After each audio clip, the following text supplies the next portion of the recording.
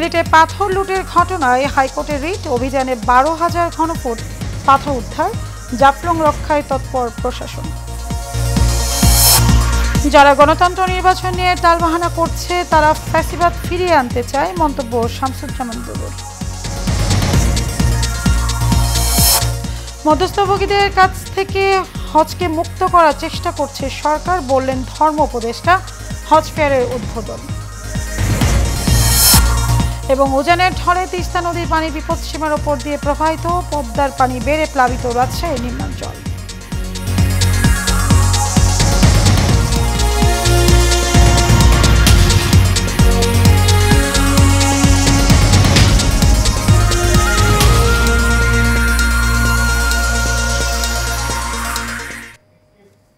স্বাগত এশিয়া নিউজে, আপনাদের সাথে আছে আমি মারিয়া মিকো। এতক্ষণ শুনছিলেন বিআরবি কেবল ইন্ডাস্ট্রিজ লিমিটেড সংবাদ শিরোনাম। চলে যাব পুরো সংবাদে। সিলেটে সাদা পাথর লুটের ঘটনা তদন্ত করে দোষীদের বিরুদ্ধে দ্রুত ব্যবস্থা নিতে হাইকোর্টে রিট দায়ের করা হয়েছে।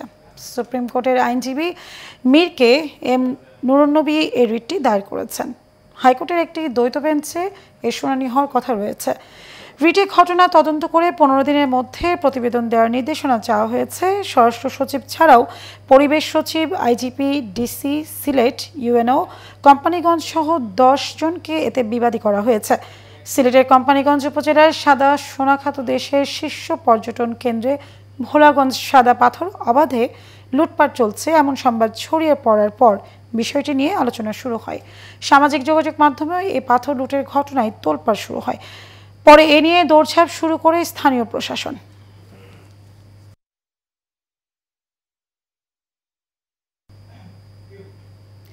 সিলেটের কোম্পানিগঞ্জ উপজেলার জনপ্রিয় পর্যটন কেন্দ্র সাদা পাথর থেকে চুরি হওয়া পাথর উদ্ধারে জেলা প্রশাসন বিশেষ অভিযান শুরু করেছে।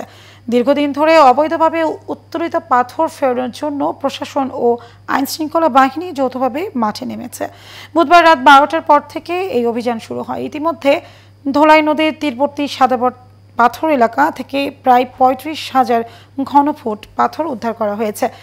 উদ্ধারকৃত পাথরগুলো পুনরায় নদীতে ফেলে দেওয়া হয়েছে। এছাড়া জব্দ করা হয়েছে 70টি ট্রাক।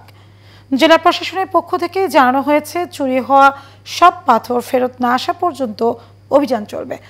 পাশাপাশি পাথর চুরির সঙ্গে জড়িতদের শনাক্ত করে আইনগত ব্যবস্থা নেওয়া হবে।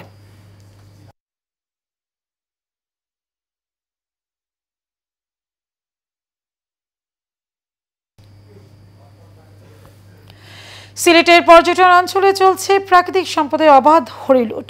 ভোলাগঞ্জের সাদা পাথর, ভোলাগঞ্জ ছাতক রোপলাইনের লোডিং স্টেশন, কোম্পানিগঞ্জ শাহ আরিফিন টিলা, এমনকি ইসি এলাকাভুক্ত গোয়াইনঘাটের জাফলং থেকেও গত কয়েক মাসে লুট হয়েছে কোটি টাকার পাথর ও খনিজ সম্পদ।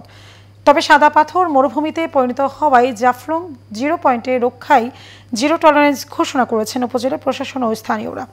প্রতিনিধি ইউসুফুর রহমানের তথ্য ছবিতে আরো জানাচ্ছেন রাশেদ আকুন। সিলেটে কিছুদিন আগেও যেখানে প্রকৃতি সাজাতো স্বপ্নের রং, সেখানে এখন চলছে লুটপাটের এক মহোৎসব। পাখির চোখে দেখলে মনে হয় ভূমিকম্পে উলটপালট হয়ে গেছে রূপ বৈচিত্র্যের এই স্থান। ভোলাগঞ্জের সাদা পাথর, জাফলংয়ের নীল জলরাশি আর শাহ আরফিন টিলা কিংবা ভোলাগঞ্জ ছাতক রোপলাইনের লোডিং স্টেশন সবই আজ পাথর খেকোদের করাল গ্রাসে ক্ষতবিক্ষত। অবৈধ পাথর উত্তোলনের কারণে নষ্ট হয়েছে নদীর কলতান আর পানি পাথরের জলধ্বনি, বিলীন হয়েছে সবুজ পাথরের বুক। সব মিলিয়ে প্রকৃতি আজ রূপ নিয়েছে ধ্বংসস্তূপে। 5 আগস্টের পর থেকেই লুটপাট হচ্ছে। তবে আপনার যখন পানিটা একটু বেশি বেড়ে যায় তখন নৌকাগুলো উপরে আসতে পারে, তখন সাদা পাথর থেকে মেন স্পট থেকে লুটপাট করে নিয়ে যায় পাথরগুলো। এখানে দিনটা 24 ঘন্টাও লুটপাট করা হয়। প্রশাসনের কোনো দায়িত্ব নাই, বোঝা যায় দেশের মা বাপ নাই। পাথরের জন্য মানুষ দূর দূরান্ত থেকে ঘুরতে আসে, কিন্তু এখানে আমরা দেখছি যে দিনে দুপুরে লোকজন পাথর উঠায় নিয়ে যাচ্ছে। এদিকে ভোলাগঞ্জের সাদা পাথর মরুভূমিতে রূপ নেয় গোয়াইনঘাটের জাফলং জিরো পয়েন্ট রক্ষায় কঠোর পদক্ষেপ নিয়েছে স্থানীয়রা ও রাজনৈতিক ব্যক্তিরা। আমাদের এখানে যারা ব্যবসায়ী ভাই আছেন, শ্রমিক যারা আছেন, আপনারা স্পষ্টভাবে জেনে নেন, পাথর কিনবেন না, পাথর বিক্রিও করবেন না, পাথর আর আনবো না, আর পাথর কেউ কিনবো না। অন্যদিকে জাফলং জিরো পয়েন্ট রক্ষায় জিরো টলারেন্স ঘোষণা করেছে উপজেলা প্রশাসন। পাথরের যে ট্রান্সপোর্টেশন এটা যে করবেন তাকে আমরা আইনের আওতায় নিয়ে আসবো। আর পাথর যে কিনবে উনি ইললিগেল ট্রেডার হিসেবে ওনাকে আইনের আওতায় নিয়ে আসা হবে। যারা যেইভাবে জড়িত, বিভিন্নভাবে জড়িত আছে, কেউ তুলে, কেউ কালেকশন করে, আমরা কোনোভাবেই সেটা করব না, করা যাবে না। পর্যটন সংশ্লিষ্টরা বলছেন, সিলেটের প্রাকৃতিক সৌন্দর্যমণ্ডিত পর্যটন স্থানগুলো রক্ষায় এখনই সময়ের দাবি, না হয় ভবিষ্যতে হুমকির মুখে পড়বে পরিবেশ ও ক্ষতিগ্রস্ত হবে বিনিয়োগ। Rashed Akon, Asian television. দর্শক, সিলেটে অভিযানে আরো খবর জানবো সহকর্মী পিঙ্কু দাসের কাছ থেকে। পর্যটন কেন্দ্র গোলাগঞ্জ সাদা পাথরে পাথর লুটপাটের পর স্থানীয় যে মিডিয়া রয়েছে সেগুলো প্রচারের পরেই আমরা দেখেছি প্রশাসনের অনেকটা টনক নড়েছে। আমরা যদি আপনাদেরকে বলে রাখি, এই মুহূর্তে কিন্তু আমরা রয়েছি সিলেটের যে এয়ারপোর্ট এবং যে ক্লাবটি রয়েছে সিলেট স্টেশন ক্লাব, সেই ক্লাবের সামনেই কিন্তু আমরা রয়েছি, সিলেট ক্লাবের সামনে। এবং আপনারা যদি দেখি যে এখানে কিন্তু বেশ কয়েকটি ট্রাক দাঁড়িয়ে আছে। আমাদের সিলেট যে জেলা প্রশাসক রয়েছেন তিনি কিন্তু আমাদেরকে যে তথ্য জানিয়েছেন যে 13 আগস্ট রাত্রে অভিযান চালিয়ে আজ 14 আগস্ট দুপুর পর্যন্ত 70টি ট্রাক পাথর বোঝাই করা জব্দ করেছেন। এবং আমরা যদি বলে রাখি যে 35,000 ঘনফুট পাথর তারা জব্দ করেছেন। আমরা এখানে এসে দেখতে পেয়েছি যে সেনাবাহিনীর তৎপরতা রয়েছে এবং প্রতিটি গাড়ি যে এলসির যে গাড়িগুলা সেই গাড়িগুলা চেক করে কিন্তু তারা ছাড়ছেন। এবং সাদা পাথর গোলাগঞ্জের যে লুটপাট হওয়া পাথর, সেই পাথরগুলা যে গাড়ি নিয়ে আসছে সেগুলো তারা কিন্তু আটক করতে আমরা দেখেছি। জেলা প্রশাসক যেটি আমাদেরকে বলেছেন যে এই অভিযানটা কিন্তু অব্যাহত থাকবে এবং যৌথ বাহিনীর যে অভিযান সেটিও কিন্তু অব্যাহত রয়েছে। যারা গণতন্ত্র নির্বাচন নিয়ে টালবাহানা করছে তারা ফ্যাসিবাদ স্বৈরতন্ত্রকে ফিরিয়ে আনতে চায় বলে মন্তব্য করেছেন বিএনপির ভাইস চেয়ারম্যান শামসুজ্জামান দুদু। দুপুরে জাতীয় প্রেস ক্লাবের সামনে জাতীয় নির্বাচন বানচালের ষড়যন্ত্রের প্রতিবাদে অপরাজেয় বাংলার প্রতীকী যুব সমাবেশে তিনি একথা বলেন। তিনি বলেন, সংস্কার একটি ধারাবাহিক প্রক্রিয়া, সেই প্রক্রিয়ার মাঝেই নির্ধারিত সময়ে নির্বাচন হতে হবে। নির্বাচন যেন ফেব্রুয়ারি মাস অতিক্রম না করে সে বিষয়ে নেতাকর্মীদের সতর্ক করেছেন বিএনপির ভাইস চেয়ারম্যান। জানান, গত 17 বছর ধরে বিএনপি যে আন্দোলন সংগ্রাম চালিয়ে যাচ্ছে তা দেশের জনগণের ভোটাধিকার প্রতিষ্ঠা ও গণতন্ত্র পুনরুদ্ধারের লক্ষ্যে। তবে এখনও পরিপূর্ণ গণতন্ত্র প্রতিষ্ঠা হয়নি।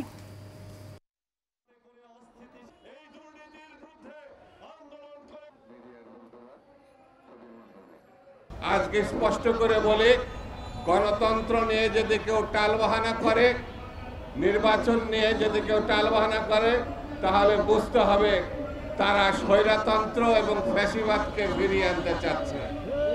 সেই জন্য আমাদেরকে সাবধান থাকতে হবে। জনাব তারেক রহমান সাহেবের নেতৃত্বে বাংলাদেশে কোনো ইসলামী দল নেই। মানুষ যেগুলোকে ইসলামী দল বলে মনে করে সেগুলো ইসলামী দল নয় বলে মন্তব্য করেছেন ইনসানিয়াত বিপ্লবের চেয়ারম্যান।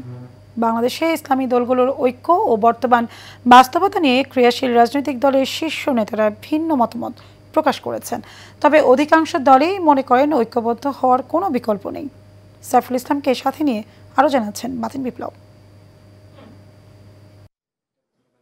ডান বাম মিলিয়ে বাংলাদেশে ইসলামী দলের সংখ্যা 24টির কম নয়। তবে মোটা দাগে বাংলাদেশ জামাত ইসলামী, ইসলামী আন্দোলন বাংলাদেশ এবং এবি পার্টি সহ এই সংখ্যা 5টির বেশি নয়। বাকিরা বিভিন্ন সময়ে একে অপরের বিরুদ্ধে ফতোয়া দিয়ে মাঠে নিজেদের অস্তিত্ব জানান দেওয়ার চেষ্টা করেন। জামাত ইসলামী के इस्लाम और निज़ाम इस्लाम पार्टी के इस्लाम एक नहीं है। জামাত ইসলামী বাংলাদেশ রাজনৈতিক দল, ইসলামের নামে রাজনৈতিক দল। আসন্ন ত্রয়োদশ জাতীয় সংসদ নির্বাচনে ইসলামী দলগুলোর সম্মিলিত প্ল্যাটফর্ম ডেমোক্রেটিক ইসলামিক ফ্রন্ট বেশ আলোচনায় এসেছে। স্বাধীনতার 54 বছর পর ঐক্যবদ্ধ হতে জোর চেষ্টা চালাচ্ছে ফ্রন্টলাইনের ইসলামী দলগুলো। আমি সম্মানিত আমার মাথার তাজ ওলামাদেরকে জাতীয় ঐক্যের আহ্বান জানাই। আমরা দল ধর্ম জাতি নির্বিশেষে সকলের কাছে আহ্বান জানাই, আসুন জাতীয় স্বার্থের জায়গাটায় আমরা এক হয়ে যাই। আদৌ কি এই ঐক্য সম্ভব, নাকি শেষমেশ ব্যর্থতায় পর্যবসিত হবে সব প্রচেষ্টা? এ বিষয়ে ইতিবাচক ভঙ্গিতে এবি পার্টির চেয়ারম্যান মুজিবুর রহমান মঞ্জু বলেন, দল এবং নাম ভিন্ন হলেও সবার লক্ষ্য এক, তাই ঐক্যবদ্ধ হতে পারলেই বরং সুখকর হবে। যদি এরকম কোনো ভোটার অ্যালায়েন্স হয়, আদর্শিক অ্যালায়েন্স হলে তো খুবই ভালো, কারণ ওনাদের মধ্যে অনেক ধরনের ফেরকাগত বা বিভিন্ন আকিদাগত কিছু পার্থক্য আছে, তো সেটা থাকতেই পারে, কারণ বহুমত বহু পথের একটা সুযোগ থাকে। তো ইলেকট্রাল অ্যালায়েন্স যেটা তারা ওনারা করতে চাচ্ছেন সেটা আমি মনে করি যে অসুবিধা নেই। এদিকে অন্যায় অবিচারের বিরুদ্ধে সোচ্চার হয়ে গড়ে ওঠা প্ল্যাটফর্ম গণ অধিকার পরিষদের সাধারণ সম্পাদক রাশেদ খান বলছেন, ইসলামকে সামনে রেখে যারা রাজনীতি করে তাদের মাধ্যমে এমন কিছু না হোক যেটি ইসলামের সাথে সাংঘর্ষিক। বিষয়টা খেয়াল রাখতে হবে যে ইসলামকে ব্যবহার করে আবার জন্য এমন কিছু না হয় যেটা ইসলামের সাথে সাংঘর্ষিক, সেইটা হলে আবার সমস্যা। যারা ইসলামিক রাজনীতি করে বা ইসলামকে সামনে রেখে রাজনীতি করে ইসলামের সাথে সাংঘর্ষিক কোনো কিছু না করাটাই আমি মনে করি ভালো। এ বিষয়ে বিস্ফোরক মন্তব্য করেছেন ইনসানিয়ত বিপ্লবের চেয়ারম্যান ইমাম হায়াত। তিনি বলেন, বাংলাদেশে কোনো ইসলামী দল নেই, অনেকে ওয়াহাবি মতবাদ প্রচার করছেন। দলীয় ব্যানারে তিনি মানবতা প্রচার করে যাচ্ছেন। চলছে মানুষ যেগুলোকে ইসলামী দল মনে করে সেগুলো কোনোটাই ইসলামী দল নয়, এবং কারণ হচ্ছে ওয়াহাবিবাদকে ইসলামের নামে চালিয়ে দেওয়া হচ্ছে। ওয়াহাবিবাদ এবং ইসলাম সম্পূর্ণ বিপরীত ধর্ম। মুসলমানদের সীসা ঢালা প্রাচীরের মতো ঐক্যবদ্ধ থাকতে স্বয়ং আল্লাহর নির্দেশনা থাকলেও এত বিভেদ কেন? সেই অমীমাংসিত প্রশ্ন বাংলার কোটি কোটি মানুষের। বাতান বিপ্লব, এশিয়ান টেলিভিশন, ঢাকা।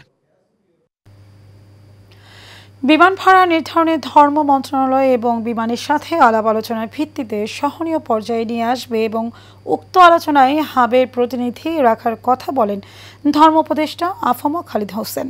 সকালে রাজধানীর চীন বাংলাদেশ মৈত্রী সম্মেলনের কক্ষে হজ এজেন্সির অফ বাংলাদেশ আয়োজিত জাতীয় হজ ও উমরা 2025-এর উদ্বোধনী অনুষ্ঠানে প্রধান অতিথি হিসেবে বক্তব্য আরও বলেন আফমা খালিদ হোসেন।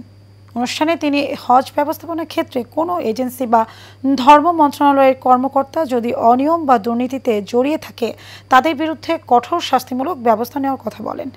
উদ্বোধনী অনুষ্ঠানে বিশেষ অতিথি হিসেবে উপস্থিত ছিলেন ধর্ম মন্ত্রণালয়ের সচিব AKM আফতাব হোসেন, প্রামাণিক এবং হাবের কর্মকর্তাগণ।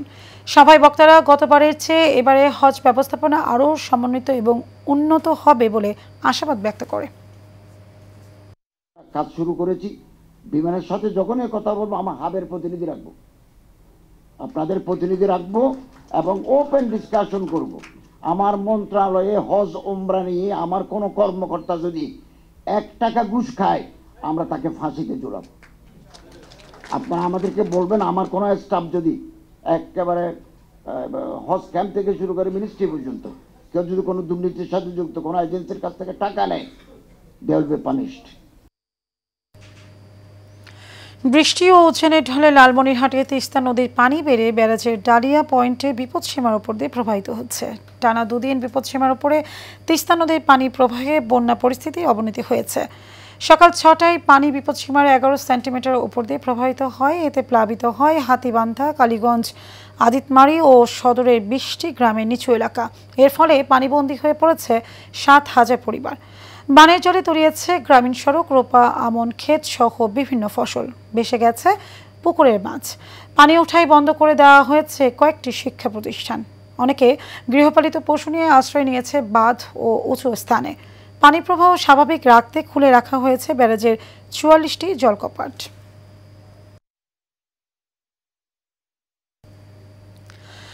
ভারী বর্ষণ আর উজানের ঢলে রাজশাহীতে পদ্মার পানি বেড়ে নিম্নাঞ্চলের বন্যা পরিস্থিতির সৃষ্টি হয়েছে। এর মধ্যে নিম্নাঞ্চলের বাড়িঘরে পানি ঢুকে কয়েকশো পরিবার পানিবন্দী হয়ে পড়েছে।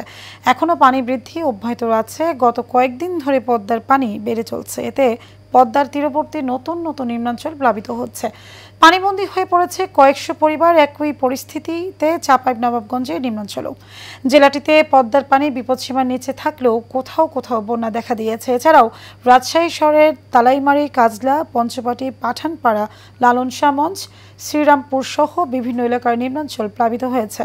সবচেয়ে বেশি খারাপ পরিস্থিতি তৈরি হয়েছে নগরের তালাইমারি, শ্রীরামপুর ও পঞ্চবটি এলাকায়।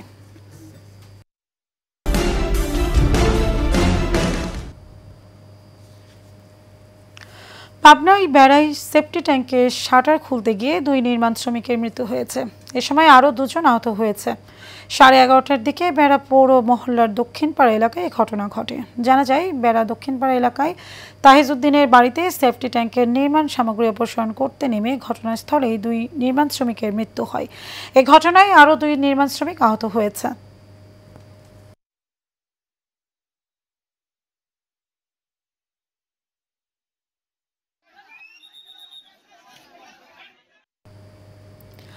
নরসিংদীর রায়পুরায় অবৈধ স্থাপনা উচ্ছেদের অভিযান চালিয়েছে উপজেলার প্রশাসন। দখলমুক্ত করা হয়েছে চান্দেরকান্দি ইউনিয়ন পরিষদের পরিত্যক্ত ভবন। এছাড়াও অভিযানে 2 দোকানে জরিমানা করেন ভ্রাম্যমাণ আদালত। উপজেলা নির্বাহী অফিসার মোহাম্মদ মাসুদ রানার নেতৃত্বে মোবাইল কোর্টের অভিযানে উপস্থিত ছিলেন পৌর নির্বাহী মোহাম্মদ মনিরুল ইসলাম, পৌর প্রকৌশলী মোহাম্মদ রুবেল সরকার সহ অনেকে।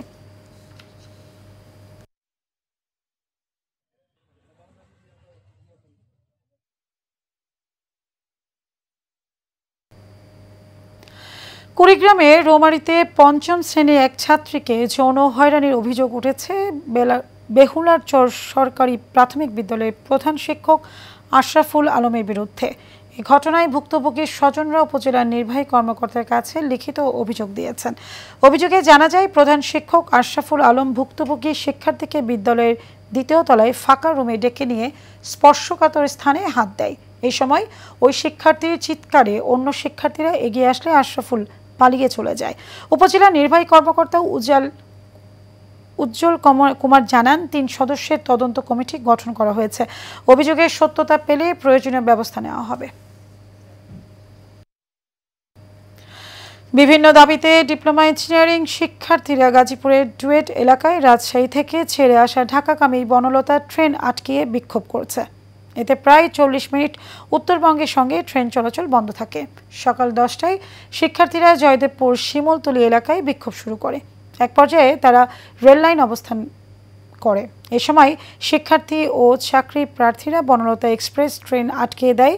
পরবর্তীতে 12:15টায় ট্রেনটি ছেড়ে দেয় শিক্ষার্থীদের দাবি, গত 13ই আগস্ট ও আগামীকাল 15ই আগস্টের ঢাকা মেট্রো রেলের সেকশন ইঞ্জিনিয়ার পদের পরীক্ষায় বিএসসি ইঞ্জিনিয়ারিং ডিগ্রিধারীর রিট করাই পরীক্ষা স্থগিত করে। এর প্রতিবাদে আন্দোলন করছেন তারা। করে দিচ্ছে, এই কারণে আমরা এই রাস্তায় ব্লকেট কর্মসূচি পালন করতেছি। গতকালকে রিপু নামের এক ভাই, তারা আমাদের ঢাকা মেট্রোতে একটা সার্কুলারে তারা রিড করছে। হ্যাঁ, এইভাবে 10ম গ্রেডের উপরে তারা বিভিন্নভাবে ষড়যন্ত্র চালাচ্ছে। বিষয়গুলো খতিয়ে দেখে এর যথোপযুক্ত ব্যবস্থা গ্রহণ করবে, এটাই হচ্ছে আমাদের কথা। চট্টগ্রামের লোহাগড়ায় বর্জ্য ব্যবস্থাপনার জন্য নির্দিষ্ট কোনো জায়গা নেই। ফলে বটতলী মোটর স্টেশন, কাঁচা বাজার, বাসাবাড়ি ও হাসপাতালের বর্জ্য ফেলা হচ্ছে চট্টগ্রাম কক্সবাজার মহাসড়কের পাশে। আবর্জনার দুর্গন্ধে ওই এলাকার সাধারণ মানুষের জীবন অতিষ্ঠ হয়ে উঠেছে। এ বিষয়ে জানতে চাইলে দ্রুত ব্যবস্থা নেওয়ার আশ্বাস উপজেলা প্রশাসনের। সাইফুল ইসলামের প্রতিবেদন জানাচ্ছেন রাশিদ আকন। চট্টগ্রামের লোহাগাড়ায় সড়কের পাশেই গড়ে উঠেছে ময়লার ভাগাড়। পাশেই রয়েছে হাসপাতাল, শিক্ষা প্রতিষ্ঠান ও পল্লী বিদ্যুৎ অফিস। নির্দিষ্ট ডাস্টবিন না থাকায় বাসাবাড়ি, দোকানপাট, কাঁচা বাজার এমনকি হাসপাতালের বর্জ্য সরাসরি ফেলা হচ্ছে রাস্তার পাশে। বিষয়টি বারবার প্রশাসনকে জানানোর পরেও ব্যবস্থা নেওয়া হয়নি বলে অভিযোগ স্থানীয়দের। ময়লার দুর্গন্ধে কলেজের সামগ্রিক পরিবেশ নষ্ট হচ্ছে। এই ধরনের ময়লার স্তূপ যেখানে যেখানে রাখা হয়েছে সেগুলো দ্রুত সময়ের মধ্যে অপসারণ করতে হবে। ময়লা আবর্জনার কারণে আমরা অসুস্থ হচ্ছি, রোগে আক্রান্ত হচ্ছি। যে ময়লার স্তূপ দেখা যাচ্ছে এখানে অতি দ্রুত ম্যালেরিয়া এবং ডেঙ্গু হওয়ার সম্ভাবনা বেশি।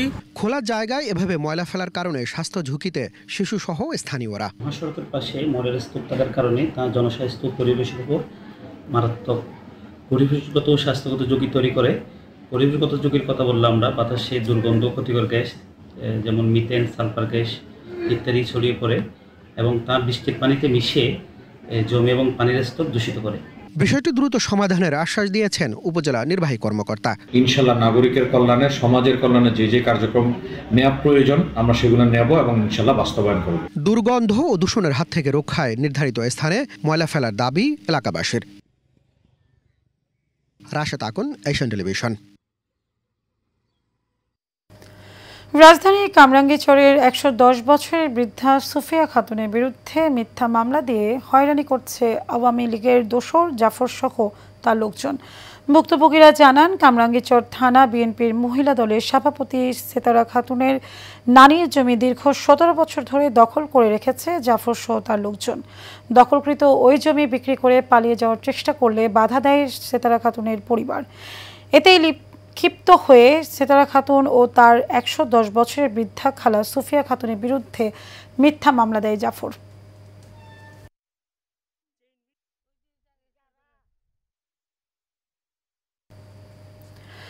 কেরানীগঞ্জ মডেল থানাধীন ভাঙনা ৩ নম্বর ওয়ার্ডের মুসলিম টাওয়ারের সামনে ব্যবসায়ীকে টাকা নিয়ে দ্বন্দ্বে হামলা ও গুরুতর জখমের অভিযোগ উঠেছে।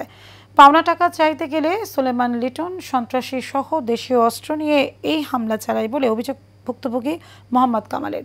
কামাল বলেন, তার কারখানা থেকে পণ্য নিয়ে সুলেমান লিটন বাইরে বিক্রি করতেন। এতে মোটা অঙ্কের টাকা তার কাছে পাওনা হয়।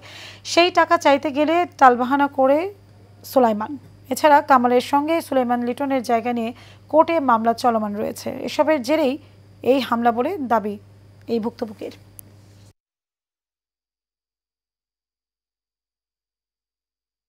ভালো মাঠে আমি মলে কথা হইতে ওই পর্যন্ত যাই, পরে সন্তানের সিরাজ লিটন নাম বলছে, কয়ে তোর লিটন তোর কী হয়েছে গ্যাঞ্জাম, কয়ে মাথা হচ্ছে বাড়ি মেরে বসছে। মাথাতে বাড়ি মারার পরে আমি মাথাটা চক্কর মেরে বসছে, চক্কর একটা একজন দেখলাম চাকু বাড়ি করলো, চাকু পাল মারা গেছে না, আমি আবার ওই যে ধাক্কা দিচ্ছি, ধাক্কা দেওয়ার পরে চাকু টান লাগছে হাতের ভিতরে। লিটনের দৃষ্টান্তমূলক শাস্তি চাই। আর আমার বাবার যে আজকে একটা দুর্ঘটনা ঘটা দিতে পারতো, হয়তো হাতে লাগছে, পেটে লাগতে পারতো, মারাও যেতে পারতো। যে কামালকে বললো এই জায়গার ব্যাপারে এখন আগে জোড়া কোনো না যায়, যদি এই ব্যাপারে আগে বাড়বো তাহলে বস্তায় বইরা পানিতে ফালাই দিন। জাতীয় সংসদ নির্বাচনের সীমানা পুনর্নির্ধারণের বিষয়ে প্রকাশিত তালিকা অনুযায়ী কুমিল্লা ১, দাউদকান্দি ও মেঘনা এবং কুমিল্লা ২ আসনের হোমনা ও তিতাস উপজেলা চূড়ান্ত করে গেজেট প্রকাশের দাবিতে সংবাদ সম্মেলন এবং মানববন্ধন করেছে স্থানীয়রা। জাতীয় প্রেস ক্লাব অডিটোরিয়ামে আয়োজিত সংবাদ সম্মেলনে এ দাবি জানান তারা। তাদের দাবি, এভাবে আসন বণ্টন হলে আর্থসামাজিক উন্নয়ন, যোগাযোগ, সামাজিক ও সাংস্কৃতিক সমন্বয় এবং প্রশাসনিক কার্যক্রম আরও গতিশীল হবে। তাই স্বার্থান্বেষী এবং ষড়যন্ত্রকারীদের রাজনৈতিক চাপের কারণে আইনসম্মত এবং গণমুখী বিন্যাস যাতে পরিবর্তিত না হয় সে ব্যাপারে সংশ্লিষ্ট সবার প্রতি অনুরোধ জানিয়েছেন কুমিল্লার এই ২ আসনের জনগণ। রাজধানীর বিজয় সরণি এলাকায় কলমিলতা বাজার ও মিরপুর ভাসানটেক বস্তি পুনর্বাসন প্রকল্প দুটি বাস্তবায়নের দাবিতে মুক্তিযোদ্ধা পরিবার ও বস্তিবাসীরা লাগাতার অবস্থান কর্মসূচি পালন করছেন। বুধবার শহীদ মিনারে শহীদ মুক্তিযোদ্ধা পরিবারের সন্তান মোহাম্মদ আব্দুর রহিম ও তার সন্তান অ্যাডভোকেট নুরতাজ আরা ঐশী সহ বস্তিবাসীরা কাফনের কাপড় পরে অবস্থান নেন। কর্মসূচিতে আব্দুর রহিম বলেন, বিগত সরকারের কাছে বারবার কলমিলতা বাজার ও মিরপুর ভাসানটেক বস্তি পুনর্বাসন প্রকল্প দুটি সমাধান চেয়েও সমাধান পাননি তারা। পরে সোমবার শাহবাগ মোড়ে অবস্থান কর্মসূচি ঘোষণা দেন তিনি। এর আগে গত সোমবার সচিবালয়ের গেটে প্রতীকী অনশন করতে গেলে তাদের বাধা দেয় পুলিশ। শেষ করবো এশিয়ান নিউজ, তার আগে বিআরবি কেবল ইন্ডাস্ট্রিজ লিমিটেড সংবাদ শিরোনাম জানাবো আরেকবার।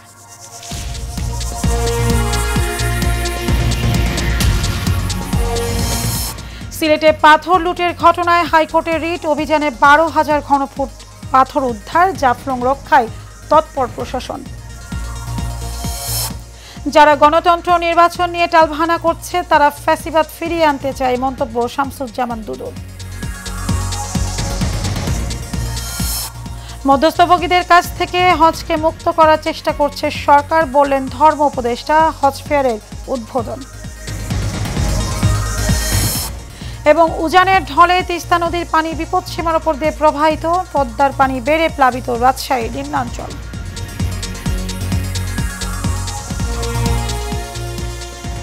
দর্শক, এই ছিল আমাদের এতক্ষণকার আয়োজন। আমাদের পরবর্তী সংবাদ দেখার আমন্ত্রণ রইল। ধন্যবাদ সবাইকে।